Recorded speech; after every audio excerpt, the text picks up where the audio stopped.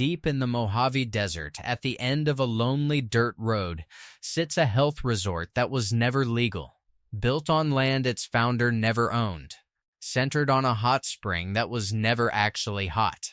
A radio evangelist who called himself a doctor built a castle, an airstrip, and a 60-room hotel out here, then spent 30 years selling miracle cures to strangers who believed every word he said.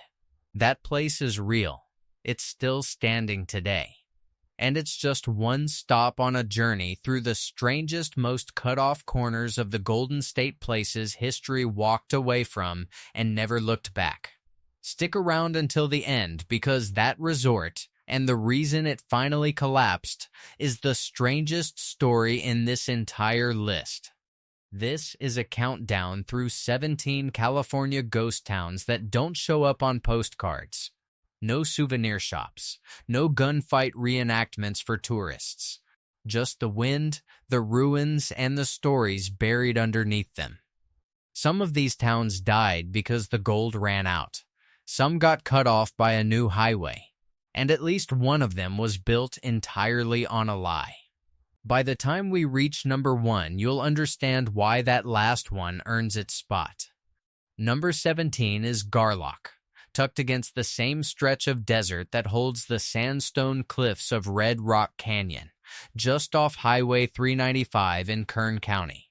Garlock wasn't a mining town exactly, it was the town that processed everything the mining camps around it dug up.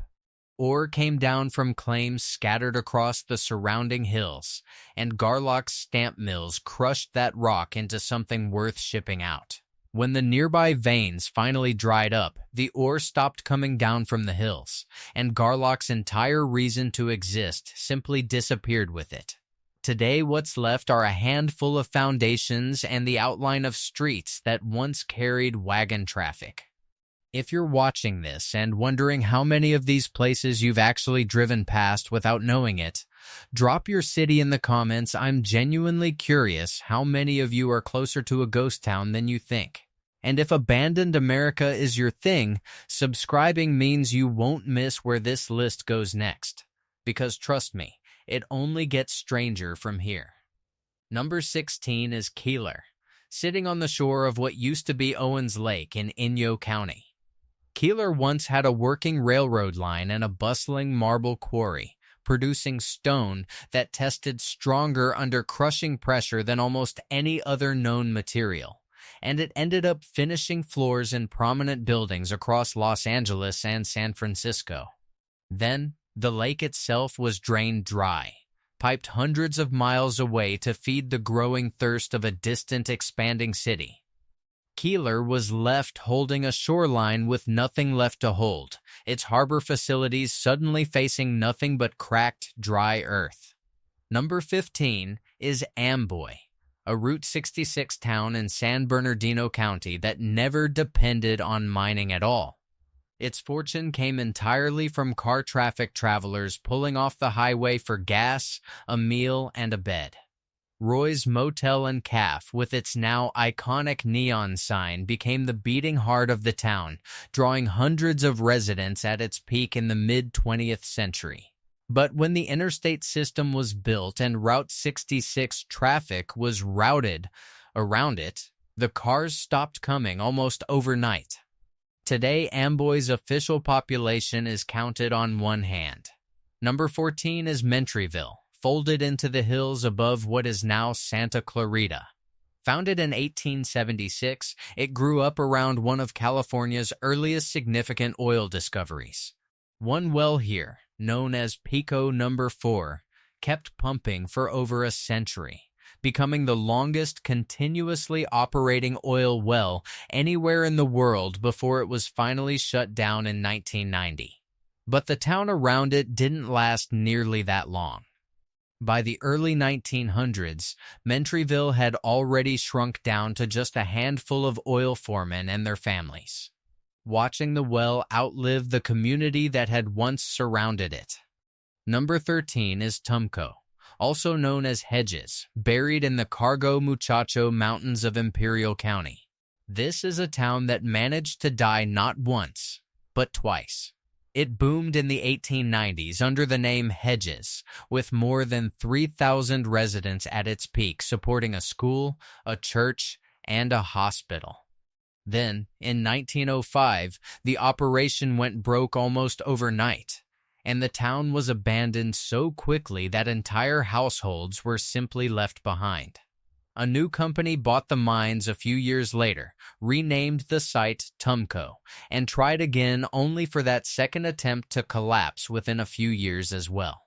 What remains today includes 2 separate cemeteries with no inscriptions on any headstone, and an entire acre of land carpeted in rusted cans, trash left by people whose names mostly went undocumented by history. Number 12 is Chloride City, deep inside what's now Death Valley National Park. This one barely got started before it was finished, founded in 1905 after a nearby strike, and essentially abandoned by the following year. What remains includes the ruins of 3 stamp mills scattered across the site, along with a single grave marked only with the name James McKay. Historians have never found any other trace of who he actually was. Number 11 is Eagle Mountain in Riverside County, and this one breaks the pattern of every gold and silver camp on this list, because it's barely 70 years old. Industrialist Henry Kaiser built it from scratch in 1948 as housing for workers at what would become Southern California's largest iron mine. At its peak, roughly 4,000 people lived here, with landscaped streets, a swimming pool, and a bowling alley. The medical care system Kaiser built for these workers became the foundation of Kaiser Permanente, now one of the largest healthcare providers in the country. The mine finally closed in 1981, and the town emptied out fast. A private prison moved into the old shopping center for over a decade, but that closed too after a riot left 2 inmates dead. In 2023, a mysterious company paid $22.5 million for the entire town, and to this day, nobody outside that company knows what they plan to do with it. Number 10 is Llano del Rio, out in the Antelope Valley of Los Angeles County, and this is where the list stops being about mining altogether. In 1914, a failed mayoral candidate named Job Harriman tried to build a working socialist colony from scratch in the middle of the Mojave Desert. At its height, over 1,000 people lived here, growing roughly 90% of their own food, and living in homes partly designed by architect Alice Constance Austin to free women from unpaid domestic labor through shared kitchens and communal daycare. But internal disputes among the leadership, combined with a losing legal battle over water rights to build a badly needed dam, ended the experiment by 1918. What's left today is a scatter of stone foundations beside a quiet desert highway, the closest thing California has to the ruins of a lost civilization, except this one only failed about a century ago. Number 9 is Skidoo. High in the Panamint Range above Death Valley, Skidoo boomed fast after a 1906 gold strike, growing to roughly 700 residents with a bank, a newspaper, and a telephone line to the nearby town of Rhyolite. But it became just as famous for a single violent night. A man named Joe Simpson, a gambler with a well-known temper, shot and killed a well-liked store owner during a dispute. Angry townspeople dragged Simpson from custody and hanged him from a telephone pole before any trial could happen, in what remains the only recorded hanging in Death Valley's history. According to local legend, he was hanged a second time the next morning, purely so photographers who had missed the first execution could get their picture. Within a decade, the mine dried up completely, and today literally nothing of the town survives. No walls, no foundations, just open scrubland and a stamp mill still standing alone on a distant hillside. Number 8 is Bombay Beach, on the shore of the Salton Sea in Imperial County, and it's one of the strangest transformations on this entire list. This was once marketed as an inland Riviera, a resort town where property sold at a premium and film stars supposedly came to relax by the water. Then the sea itself turned against it. Rising salinity and decades of agricultural runoff killed off the fish population by the millions, and what looks like white sand along today's shoreline is actually their bleached, disintegrated bones underfoot. The resort crowd fled decades ago as the smell and decay set in. What's left now is a strange mix of abandoned homes and outdoor art installations, built by the small, stubborn community of people who never left. We're about halfway through this list, and if the strange history of these places is keeping you hooked so far, go ahead and hit subscribe now. The rest of this countdown only gets more unsettling from here. Number 7 is Panamint City, buried deep in Surprise Canyon in the Panamint Mountains.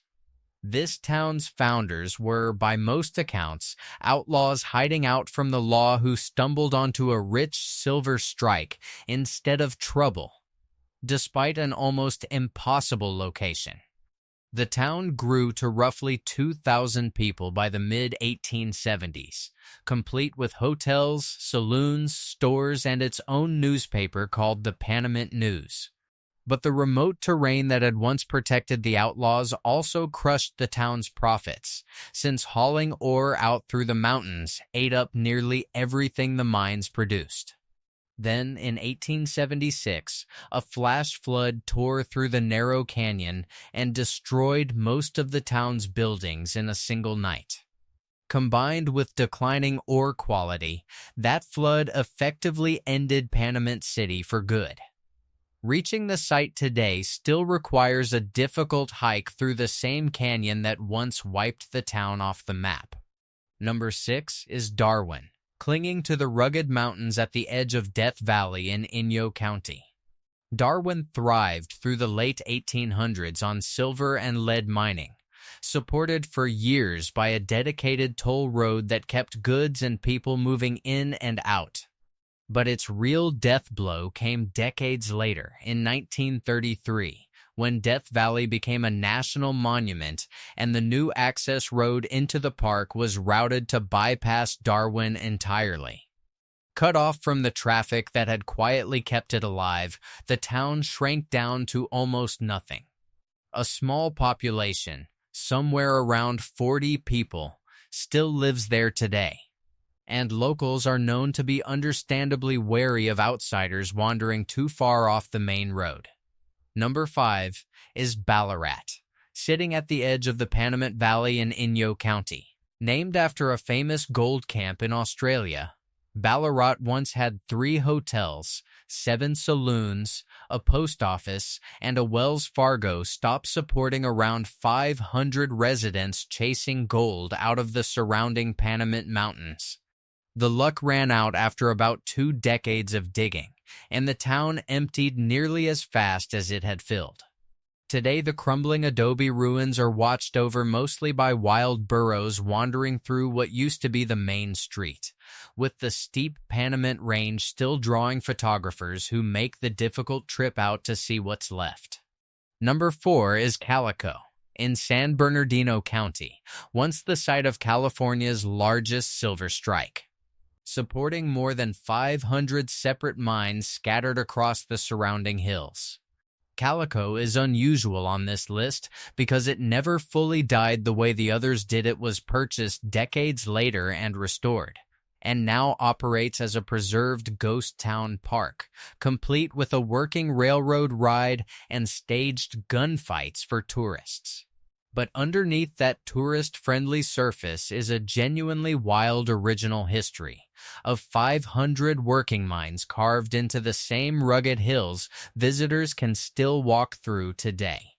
Number 3 is Cerro Gordo, perched at 8,500 feet in the Inyo Mountains, and this is where the tone of this list turns genuinely dark.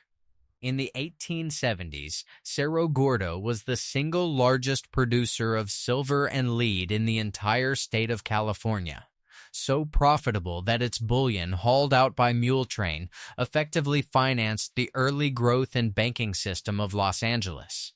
But it earned a very different kind of reputation too, a wide-open town with almost no law enforcement, where gunfights were common enough that miners reportedly stacked sandbags around their beds at night to stop stray bullets from finding them in their sleep. In 2018, two entrepreneurs bought the entire property for $1.4 million, intending to restore it as a heritage tourism site. 2 years later, in 2020, a devastating fire destroyed the town's historic American hotel entirely. That same year, the new owner found himself completely alone at the site, trapped for weeks by a sudden snowstorm as the rest of the world outside shut down for a pandemic he could only follow through spotty, unreliable internet. The site's caretakers have long reported strange sounds and shadowy figures after dark, the kind of thing a town with this much recorded violence tends to leave behind. Whatever you make of that, the documented history alone, the isolation, the bloodshed, the sheer improbability of everything this town survived is more than enough to earn its place this high on the list. Number 2 is Bodie, up in the high desert of Mono County, and if you've ever seen a single photograph of a California ghost town, there's a good chance it was this one. At its peak in the late 1870s, roughly 10,000 people lived here chasing gold out of the surrounding hills, filling streets lined with shops, hotels, and simple wooden homes. Today, Bodie is maintained inside a state park under a deliberate policy called arrested decay buildings are stabilized just enough to keep them from collapsing entirely. But nothing is restored or rebuilt. Walk its silent streets, and you'll find furniture still sitting where it was left behind, old newspapers still stuffed into the walls as makeshift insulation, exactly as residents left them the day the last of them finally walked away for good. And that brings us to number 1 Zissex, out in what's now the Mojave National Preserve. And this is, without question, the strangest true story on this entire list. In 1944, a man named Curtis Howe Springer stumbled across old records describing a long-abandoned Army outpost called Fort Soda Springs, built around a natural spring in the middle of nowhere. Springer wasn't a doctor, despite what he told people for decades. He was a former insurance salesman turned radio evangelist who had already built and lost failed health resorts in 6 different states before this one. He filed a mining claim on nearly 13,000 acres of federal land, not because he had any real intention of mining it, but because the claim gave him a legal foothold to occupy land he never actually owned. He named the place Zissex entirely on purpose, so it would always appear last in any alphabetical listing, and marketed it as the last word in health. Using homeless men he recruited from Los Angeles' Skid Row as unpaid labor, he built a 60-room hotel, a church, a radio broadcast studio, a private airstrip, and even a small castle out in the open desert. He secretly installed boilers to heat the spring water, so it would feel like a genuine natural hot spring when in reality it wasn't one at all. For 30 straight years, paying guests drank his so-called antediluvian tea and rubbed his homemade concoctions of salt and mud onto their heads, all while Springer broadcast twice daily sermons over loudspeakers scattered across the property. The American Medical Association eventually gave him a nickname that stuck for the rest of his life, the King of Quacks. It took the federal government decades to catch up to him. But in 1974, they did. Springer was evicted, convicted of false advertising, and served real prison time before quietly relocating to Las Vegas, where he lived out the remainder of his life. Today, the site belongs to California State University, run as a legitimate desert research station. But the crumbling pools and the road Springer built by hand still called, to this day, the Boulevard of Dreams remains standing as a monument to one of the strangest, longest-running cons in American history. out of every ghost town on this list. Zissex is the only one that wasn't killed off by a dried-up vein of silver, a devastating flood, or a bypassed highway. It was killed by the truth finally catching up to the one man who built it. 17 towns, and not one of them ended the same way. Some simply ran out of ore. Some got quietly cut off by a new road. One got swallowed whole by its own lies. If any of these places are near where you live, or if you've ever driven past one without knowing what it used to be, let me know in the comments. And if you want more of California's forgotten corners, there are plenty more still buried out there, just waiting to be found.